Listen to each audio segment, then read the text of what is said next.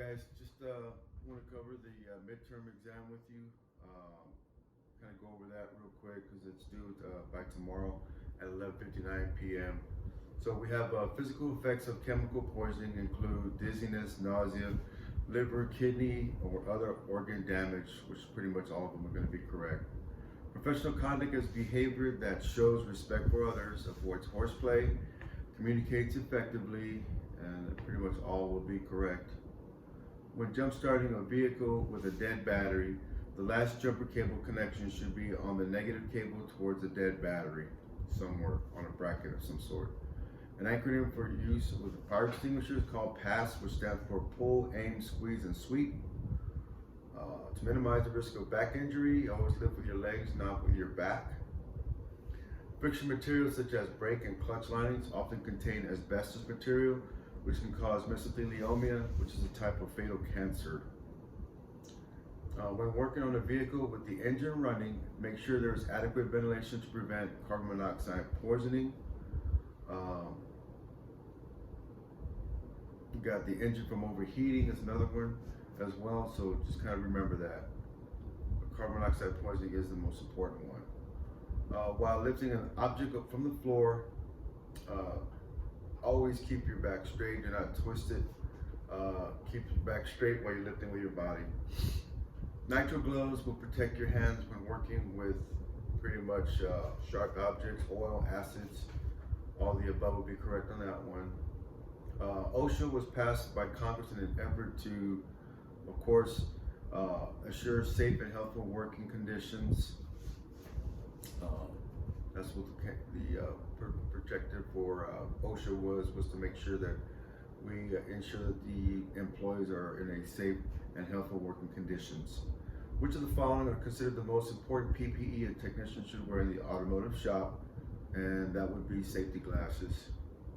Okay. Employers are legally obligated to adequately train employees of potential job hazards because employers are legally obligated to provide medical care for their employees because of the right to know law. Because of the right to know law. Most rear suspension systems are either it's going to be solid axle or independent. Solid axle and independent.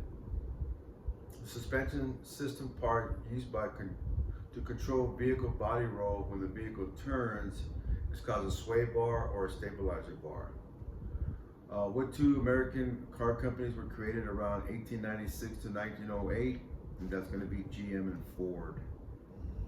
Most of the passenger cars built today uses some type of unibody or unibody subframe. Mechanic gloves are usually made of, on this one, we're looking at vinyl, or excuse me, synthetic leather, which should be used when working around tires. We've got cloth, we've got vinyl and rubber. Pretty much, good synthetic leather would be good. The blank is located, the blank panel is located between the rear door and the trunk. So that is going to be the quarter panel on this one.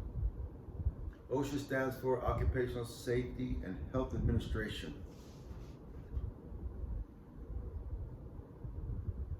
The fender is located between the front door and the front headlamp assembly. If an engine fire should occur, yell fire to make everyone in the work area aware of the situation. Okay. The vehicle is supported vertically with pillars A, B, C, and D. The Environmental Protection Agency considers used fluid as motor oil to be a corrosive type of hazardous material.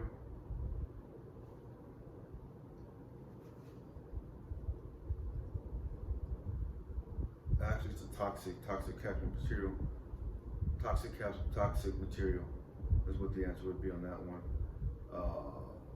The blank system uses coil springs, control arms, and other parts to keep both front tires from contacting the road surface while on a road, while driving over bumps and potholes. So that's going to be the suspension system.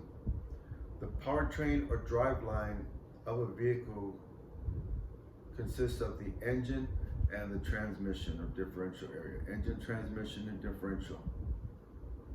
Most full-size trucks use some type of full frame.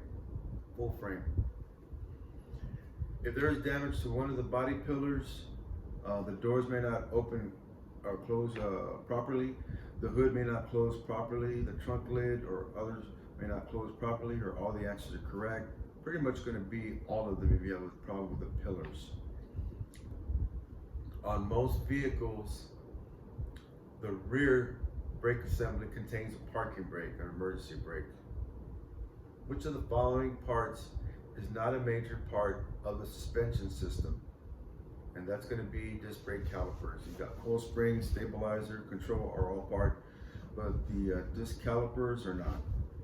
The SAE bolt thread pitch is measured in pretty much threads per inch. Metric bolt thread pitch is measured in millimeters between threads. The fastener specifications M10 by 1.5 means that the M10 is the grade of the bolt, and it has a 1.5 millimeter thread pitch. The tensile strength of a bolt is determined by the maximum amount of twisting force that can be placed on a bolt before the bolt can fail. So if you have a bolt with 3 lines or hash marks on the top of the head of the bolt, then we're looking at a grade 5 for that bolt, grade 5. To determine the length of a bolt, you want to measure from the bottom of the head of the bolt to the end of the threads, to the bottom of the threads. To prevent a nut from loosening, okay, the shape of the nut can be slightly distorted. An anaerobic sealer or Loctite may be applied to the bolt threads. The nut may be held in place with a cotter pin, or all the axes are correct, pretty much all of them. A blank is a type of cutting tool to repair minor thread damage of the threads of a bolt, and that's going to be a die. A blank is a type of fastener that does not require threads. You got snap ring, door panel, retaining clip, rivet. They're pretty much all going to be correct on that one. Just about all thread fasteners on the automobiles should be correctly tightened using a torque wrench. Wrenches come in both fractional and metric. A blank wrench is often used where the exact size wrench is unknown, not available, or when it is a large nut. That's going to be adjustable or crescent wrench. A blank wrench should be used to loosen or tighten brake, fuel lines, or refrigeration lines. That's going to be a flare nut or line wrench. The safest way to loosen or tighten a bolt not using a wrench is to pull the wrench towards you for best control. Sockets come in 3 typical sizes: 1/4, 3/8, and 1/2 inch. Fasteners are tightened in foot-pounds or Newton meters. When calculating values such as torque and horsepower, it is understood that torque and horsepower are derived from several measurements. A combination of measurements are placed in the formula. Some of the measurements can be variables such as distance, pressure, speed, and force, and pretty much all of them are correct on that one. To measure the diameter and journal of an outside micrometer, measure the journal between the anvil and the spindle.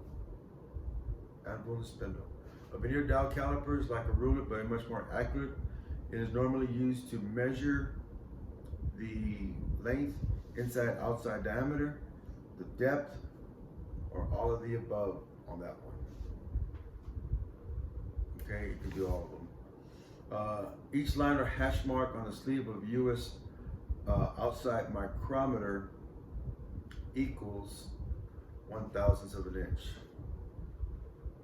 The key indicator is USC. Each line on the thimble of a metric micrometer equals 0.1 millimeters.